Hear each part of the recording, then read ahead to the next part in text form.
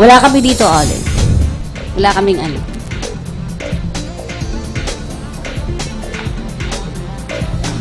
Ha? Kaya nga dapat, di ba, may ano ko?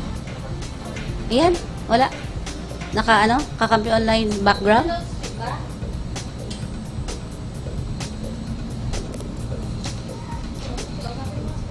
Hello, Miss Sally. Hello. Oh, okay. Sige.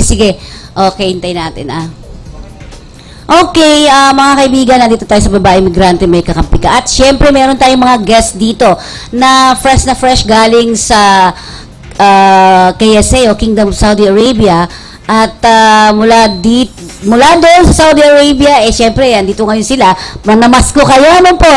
Ang binutukoy ko natin dito, ang miyembro ito ng Sampilak. Ito yung mga tumutulong po sa ating mga kababayan dyan sa Saudi Arabia, particular dyan sa Al Job Kingdom of Saudi Arabia. Walang iba ang tinutukoy ko, si Miss Emeline Fumar at si Mr. Salvador Pepito. Yan. Magandang morning po sa inyong dalawa. Magandang morning din sa lahat. Meron ba siya? Hawakan na lang niya to, ano? Magandang morning po, Sir Salvador. Wala pa ba? Sir, ma'am. Morning din bang? Morning din po. Alisin na lang natin dito to. Alisin mo na kami. Hindi sanay ng microphone. Okay. So, hawakan na lang ninyong dalawa. Mag-sweetheart naman kayo. Okay, magandang umaga po sa inyo, ma'am. Ma'am Emeline at saka si Sir Salvador. Mag-good morning naman kayo dito. Sige po. Good morning po. Good morning po. Yan. Hindi ko akalain na nakarating din ako dito sa Dito sa ating studio sa Kakampino. Live na live sila ngayon dito sa ating studio. Talaga. At bago natin pag-usapan yung ibang mga ginagawa ng Sampilak, naisa na nating kumbidahin naman dito sa kabilang linya ang pag-ibig, no? Sa pamamagitan po ni Miss Sally Banal. Miss Sally, magandang morning! Yes, magandang morning po. Kaya sa lahat po ng nakikinig, nanonood ng inyong programa. Happy New Year po. Happy New Year sa iyo, Miss Sally. Meron dito dalawa na miyembro naman sila dati pa ng ng pag-ibig. Ano po? Oo. Pero tumagal sila sa Saudi Arabia, hindi sila nakapaghulog ng kanilang pag-ibig. Ilang taon? Matagal na din. Oo, mga siguro 8 years na. 8 years na. Ngayon nandito sila, nalaman nila yung pag-ibig ay kapartner din natin sa kakampi. Paano ba daw sila makakahabol? Miss Sally? Hello? Miss Sally, paano daw sila makakahabol? Kasi ang tagal na nila sa Saudi. Ilang beses pa lang sila naghulog, tama ba? One time lang, yun lang. Tapos, paano ba sila makakahabol? And at the same time, marami silang organization dyan sa Al Job Kingdom of Saudi Arabia na kung saan hindi nila alam kung paano ang pagsali dito sa pag-ibig. Nako, maraming salamat sa inyong katanungan, Ma'am Fe. At sa ating mga bisita, si Miss Evelyn at Mr. Salvador. Napakasimple lamang po. Nabanggit po nila na sila po ay dati ng miyembro at nahinto lamang sa pagbabayad. Tama po ba? Wala lang ang pagbabayad. Wala lang. Okay. So, kung ang problema po natin kung paano itutuloy-tuloy ang pagbabayad, marami na po tayong mga remittance partners abroad. So, kung pwede pong sa PNB, sa iRemit, sa Metrobank, sa Ventaha, sa Asia United Bank, or sa Pay Pilipinas. Pwede rin naman pong through credit card. So, online payment pong inyong gagawin. As long as you have a Visa or Mastercard na credit card, pwede pong doon nyo po gawin ang pagbabayad ng inyong pag-ibig savings. O kaya naman po, kung mas convenient sa inyo, pwede rin pong pakiusapan ninyo ang inyong mga kamag-anak dito sa Pilipinas or any trusted individual na siya pong magbayad or mag-ipon para sa inyo. As long as ibibigay niyo po yung inyong permanent ID number. Ito po yung 12-digit na pag-ibig number. Kinakailangan po natin yung gamitin every time po na tayo ay mag-iipon or maghuhulog sa pag-ibig fund. So, napakadali lamang po. So, sir, si Sir Salvador, may sasabihin siya. Kagaya sa amin, ma'am, nga ang ang edad namin ngayon, 50 years old na daw. Overage naman ba sa pag-ibig? Ilan taon na po? 54. Ang 56 na daw siya, 56. makakahabol pa ba daw ba siya? Eh, ang lakas pa niya magtrabaho sa Saudi Arabia. Ilang taon po, Ma'am Pe? 56 daw. 56. Covered pa ba sa ano? Pwede pa raw ba silang humabol at makapagbayad? Yes, ma'am. Kung nahinto lamang po sila, kahit gaano na po katagalian, all they have to do is to reactivate their membership. Ibig Yun. sabihin po, Pwede pa. ituloy-tuloy lamang po ulit ang pagbabayad, i-update po ang inyong record sa pag-ibig. Baka kasi ho yung pong inyong record sa pag-ibig ay may nabago na. Especially po kung babae yung member, baka noong una siyang nagparehistro ay dalaga. Ngayon po ay may asawa na at may mga anak na o kaya nagpalit na ng kanyang address sa Pilipinas, kinakailangan po nating i-update ang lahat ng ating information. So, ganun lamang po kasimple. So, I-resume online. po natin ang ating pag-iipon at i-update po ang ating personal records. Oo, okay, nagbayad ko ma'am, sa kontrata natin, 2 taon. Kung makauwi kami, 2 taon sa nagbayad, niya wala akong card. Wala raw siyang card, ma'am, pero nakapagbayad siya ng 2 taon. Kinash niya yon. Wala po siyang trabaho ngayon, Pero pero babalik sila ulit ng Saudi Arabia. Pero nung 2 years na kontrata niya, nagbayad siya ng buo. Eh ngayon, biglang nawala na naman daw. Eh gusto uli nila. Itong pagbalik na to, bayad sila. Oh, yung pala, bayad Opo. naman pala sila. Oo. Actually, Mang Salvador, no, naiintindihan po namin ang nature talaga ng trabaho ng OFW. Talagang contractual yan. Ibig sabihin, may period lang katulad ng inyong kaso 2 years. So, ang pwede po natin gawin dyan, habang employed po tayo, ay magbayad po tayo or mag-ipon po tayo in advance. Oh, yun.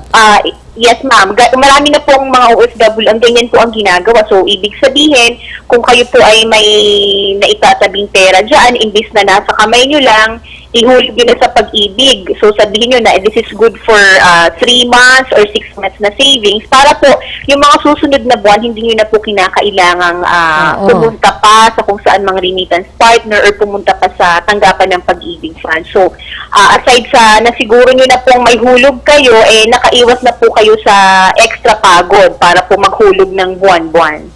So, yun. So, Salvador. Oh, tapos na-producean kami ng number.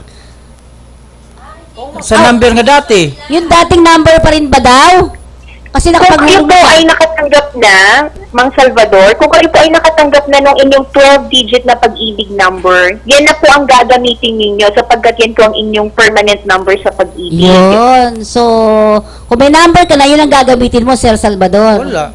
Wala pa may kayong number. Ha? Hindi namin alam. Hindi. Bayad pa Kung, ngayon sa PUE. sa Hindi POEA pa- daw sila nagbayad pero walang card. Wala. Walang number. Okay. Kung wala pa po kayong number, ibig sabihin hindi pa po kayo two things. It's either hindi ho updated ang record ninyo or talagang hindi pa kayo nagpapa-rehistro. So, all you have to do, sir, is bisitahin po ang website ng Pag-ibig Fund.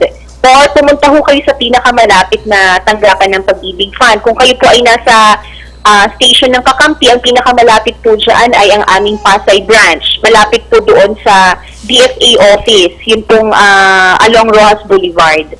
Pwede ba mag-update through online, Miss Sally? Pwede po, yes ma'am, through online. Yun po sige. yung bibisitahin po ang ating website, Tingnan natin. www.pagibigfund.gov.ph at pumunta po sila doon sa Ayusin ko na lang. e-services Oo. and then i-click po nila yung membership registration. So yun, pwede namin matulungan doon, Miss Sally. Miss Sally, Yes ma'am. pwede namin siya matulungan sa ganun. Pwede naman na kami pumasok sa online, at turuan namin Yes sila. ma'am, pwede po. Mas convenient actually para kung kayo ay meron ngayong access sa internet, hindi nyo na kailangan lumabas pa ng bahay o kung Oo, nasaan. yun ang ayusin natin. Miss Sally, ang sinasabi nito mga OFWs na ito, kasi aalis na sila. Ngayon, ang sinasabi nila, sabi ko, tawagan ka na nga namin para mas klarado. Napakarami daw nila doon sa Aljob. Yan. So, ibabalita nila itong mga pangyayari nito. Tuturuan din namin kayo kung paano makapag-online. Ma'am? Opo. Ngayon, yes ma'am, kung sila naman po ay nasa Riyadh na maaari po nilang bisitahin ang aming opisina doon. Meron po kaming member services officer. Ang pangalan po niya ay si Mr. Renato Soquenio. At ang opisina po ng Pag-ibig sa Riyadh ay nasa Philippine Embassy po. So, So kung kayo po ay may mga concerns about pag-ibig, anytime po pwede niyo pong bisitahin or puntahan si Mr. Ninato Soqueño. At nandoon din po sa aming website yung kanyang complete number. Pwede niyo po siyang tawagan or yun nga po, puntahan po sa kanyang opisina. Siguro isang maganda dito ay pagsamasamahin nila yung bayad nila, ano? Yun, yung mga ganong klase. Isang bayaran na lang silang lahat, ano? O yun ba yung sabi nyo? Pwede po ma'am, suggestion? basta lahat po yan, ibigay lamang po yung kanilang complete name at yung kanilang pong pag-ibig ID para po yung hulog ng bawat isa ay talaga po Nandun sa kanilang na, oh. pangalan maipasok. Kasi actually, Miss Sally, ayon sa kanila, ito narinig ko kay Miss Emeline, sabi niya malayo sila sa Riyadh, no? Ikaw nga Malayo kami sa Riyadh. Malayo ho sila sa embassy. Galing sa embassy Riyadh, 1 hour o 20 minutes. So ang flight. pinakamaganda po niyan, ang pinakamaganda ho niyan, Mang Salvador, magpadala na lamang ho kayo sa inyong mga kamag-anak at sila na lamang po ang maghuhulog para sa inyo. Dito sa Pilipinas. Opo. Mas maganda, papalo up ko na lang sa mga anak ko. Yung kumbaga siya. Oo. O kagaya sa samahan namin, Oo. nga Aljub, di man sa Aljub ngayon, sa RR man namin sa ano? kuan. Ang Sa aming ibang presidente lugar pa. si Mamila sa Aljub. Kami sa RR Okay. kami. Pero may kapunungan kami doon. Opo. Tapos ang mga kasamahan namin, ano ang proseso natin? Lakasan mo. Opo. Ito daw, Ma'am Miss Sally, kasi ang dami nila doon sa Al Joub Kingdom, Saudi Arabia, na kung saan napakalayo nila doon sa Riyadh, ano? Ang gusto, Riyadh, RR, malayo talaga, isang oras mahigit ang, gusto mo, sasakay ka pa ng eroplano, something like that. So, parang Ayun po gusto ba? nila, So, mas maganda na nga lamang po na meron na lamang po silang papakiusapan na magbayad dito sa Pilipinas or gaya po na yung nabanggit ko, online payment po through credit card. yun, through credit card Opo, daw. para Yun sa hindi mga na po nila bata. kailangang lumabas, gagamitin lamang po nila ang kanilang credit card at yung pong paraan para mag-limit po ng kanilang ipon through credit card ay nasa website rin po ng Pag-ibig. Yan, Kung oo. yung step-by-step na proseso. Yan. So, pero alam mo, nakakatawa itong grupo na ito kasi biglang naisip nila kagad na kailangan mag-ipon pala talaga dapat. Oo, di ba? Kaya tawag agad ako sa'yo. Maraming salamat, Ma'am Se. Maraming salamat po sa inyong for promoting Pag-ibig. At saka siguro pwede natin turuan itong mga families na nandito ngayon, Miss Sally, para malaman nila kung paano mag-online, di ba? Tama po yan. Online registration po, online payment. Actually, maliban po sa online registration, online payment ng kanilang savings, marami pa po tayong online services. So, kung gusto rin po nilang mag-file ng loan, ng multi-purpose loan, ng housing loan, pwede na rin po online. Yan. At syempre, nagbigay tayo ng ano dito, nagbigay tayo ng mga brochure sa kanila na dadalahin nila sa abroad. Yes, ma'am. Opo, maganda po yan para mas marami po tayong mga OFW na makaalam tungkol sa mga programa ng Pag-ibig. Maraming Oh. salamat po, Ma'am Se. Napakarami daw nila doon na hindi masyadong alam to. Oo. Talagang marami doon, ma'am. Walang talaga asikaso sa Pag-ibig. Kaya wala talaga. Kaya kami hanggang ngayon, wala din nangyari. Kaya yan bagong-bagong Pag-ibig na nito, Miss Sally. Yes, ma'am. Maraming salamat po. Oo. Oh, sige, last message mo lang, ma'am, sa kanila. Lalong-lalo na, paalis na itong mga ito sa January 1. Kaya nagbisita sila rito para nga malaman yung mga ibang updates natin regarding sa kanilang mga dapat magbayaran na hindi nila alam kung paano. Ayan, opo. Maraming salamat, Ma'am Se. No? Sa ating pong mga bisita dyan sa inyong studio, napakarami pong mga benepisyo ang Pag-ibig para sa inyong mga OFW. Una-una po sa lahat, napakataas po na ibinibigay naming dividendo. Ibig sabihin, ang inyo pong iniipon, lahat po na inyong ipinapasok na pera sa Pag-ibig ay ipon po na hindi nawawala, bagkos ay lumalago, tumutubo na parang nasa bangko. So, ang ating pong average annual dividend ay nasa 4% po at ito po ay tax-free. Ibig sabihin, pag tumubo po ang pera ninyo, wala na po kami ikakaltas na tax. Ayan po. So, simulan po ulit natin or i-reactivate po natin ang ating membership sa Pag-ibig. Gaya po ng aming nabanggit, marami pong paraan ng pagbabayad. And in your case, I would suggest na meron na lamang po kayong mga kamag-anak dito sa Pilipinas or any trusted individual na pwede pong mag-ipon or maghulog para po sa inyo. O kaya naman po yung pong nabanggit ko na online payment kung kayo po ay merong Visa or Mastercard na credit card. Ngayon kung magagawa niyo po yan ngayong araw para po makahabol po kayo doon sa ating OFW member dagdag ipon raffle promo. Pag kayo po ay naghulog ng 600 pesos, mabibigyan po kayo ng raffle entry or raffle number, and it will give you the chance to win as much as $10,000 na tax paid po ng Pag-ibig Fund.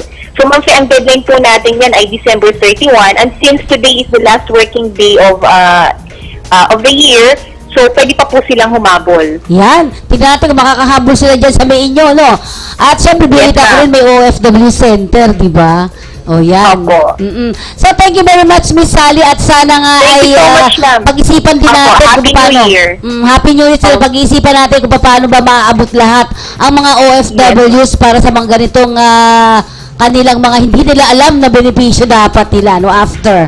Sige, thank you very much po, Miss Sally Banal ng Thank you, Pag-ibig. Happy New Year po. Happy New Year! Yan. So, with that, balikan natin ang dalawa na ito, no? At alam kong si Miss Emily at si Sir Salvador ay kagagaling sa Saudi Arabia. Kailan kayo dumating? November 8. November 8 sila dumating. So, anong ginagawa ninyo sa Sampilak? Officer ka ba rin, sir? Ay, ma'am? Ang ginagawa namin, yun, Sir, yung mga ma'am. problema sa mga tao na mga ganyan, hindi nagsweldo, inano na ni Pris, talaga yun siya ang nag-ano sa mga tao. So, suportado ng mga samahan. So, kami mag-share sa mga pagkain nilang mga tao. So, at least, mga lahat nakukulong, asikosohin yung mga katulong na hindi naswelduhan, binubugbog, si Pris kaagad ang Pris Mila talaga kaagad ang magharap. Alam niyo mga kaibigan, ito yung mga tumutulong sa inyo dyan sa Saudi Arabia. Si Mr. Salvador naman, sir, ano ba ang part mo dito sa Sampilak? Sa among grupo, ako ang advisor nila. Kung Ah, anong okay. gagawin sa Oo. among kapunungan, ako lang mag-advise kanila sa mga tao nga kuan anong mga kasamahan namin nga naghirap sa pagtrabaho sama sa sahod nga hindi nila sahuran, mapunta lang sa bahay namin, magpangayo pakitulong, tapos tinawagan kami mutawag kami ni Mamila kasi si Mamila may presidente namin doon. Oo. Siya, Oo. isa talaga. Yun ang gagawin sa pagkain. Siya talaga ang isa sa matulungan. lahat na haharap kahit anong klaseng pupuntahan niya. Alam niyo, bago kayo malis, may pasalubong ako sa inyo. Alam niyo kung ano, mga kaso din na Saudi Arabia din na kung saan ay muntik daw siyang ma-rape, sabi. Pero napakalayo sa inyo kasi parang nasa Jeddah ito. Siguro may telephone number naman yung babae na gusto na daw niyang bumalik. Ang pagbalik ba sa Pilipinas ay na ganong kabilis? Hindi yan, di ba? Ano tingin niyo? Mahirap. Mahirap. Paano ba yung proseso? Talagang mahirap siyempre. Malungkot ka. Ganun. Paano nandun ang trabaho? Di babalik ka talaga. So, ibig sabihin, halimbawa may kaso, Mr. Salvador, isang kaso na inilapit sa inyo ng kakampi at gusto nang bumalik. Ganun, sinasabi natin, hindi ganun kadali na magpauwi ng isang may kaso o ng isang may problemang OFWs, di ba, sir? Oo, sa amin amo tutulungan kay may Saudi man kami nga kuan sa May Saudi talaga. kuan sa amin. Mayroon Sila talaga sila kami makig-uusap sa amo Saudi to Siya Saudi. mismo pupunta. Sandali lang Mapalo mapalo up doon sa pag-uwi kay problema og di makauwi nandun sa bahay mo yun di mi pauwi yun may kuan pagay namin nga binugbog sa amo.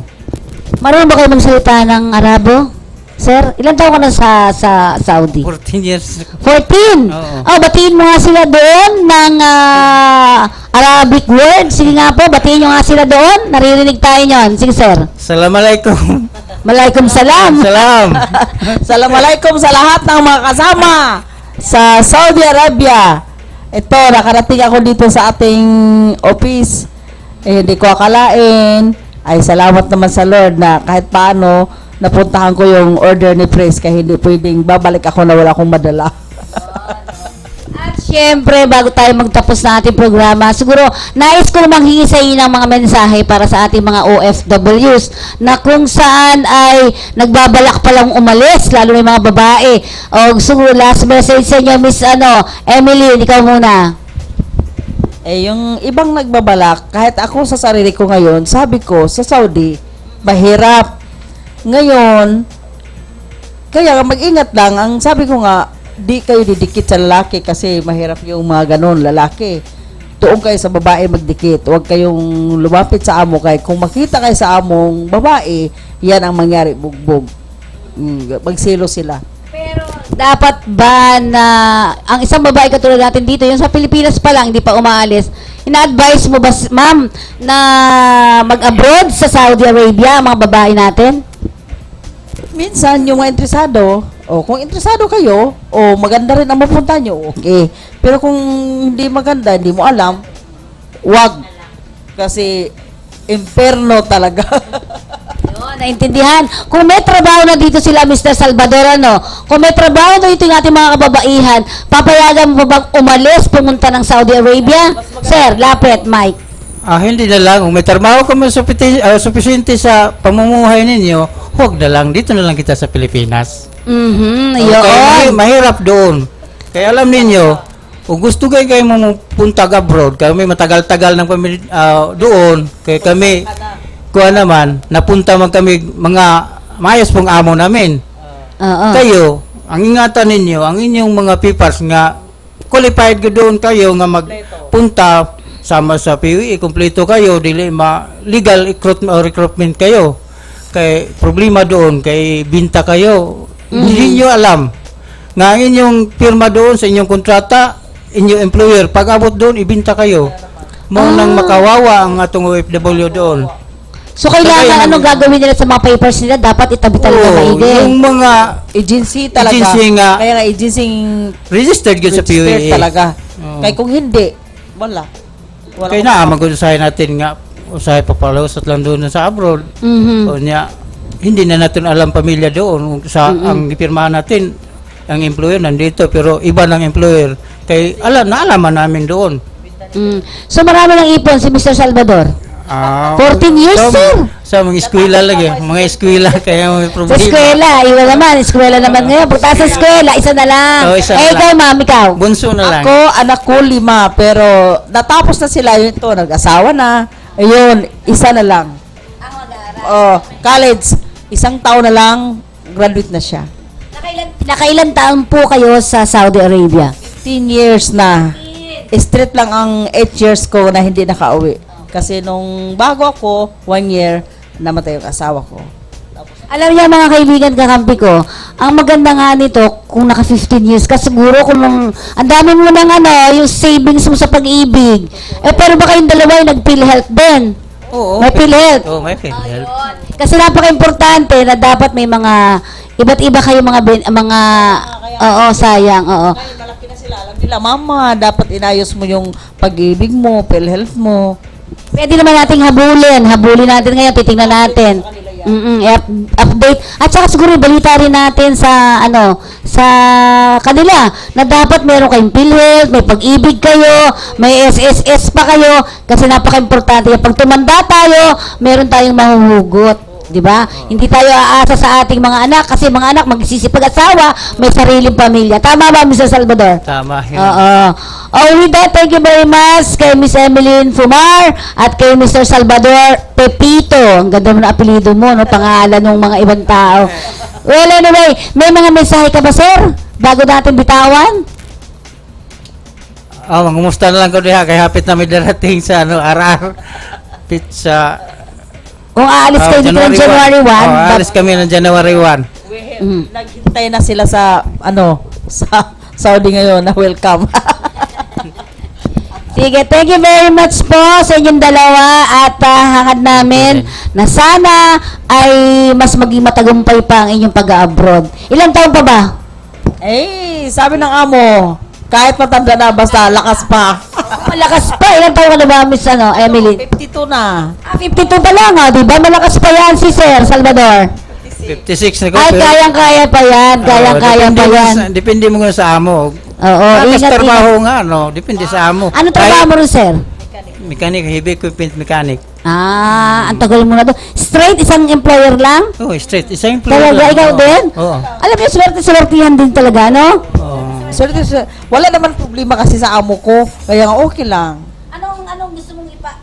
Anong gusto mong ipaalam sa ating mga sa inyo, sa mga aalis? Anong dapat nilang maging obligasyon sa kanilang employer? Dapat ba maging mabait sila? Dapat ba ano ba? Oo.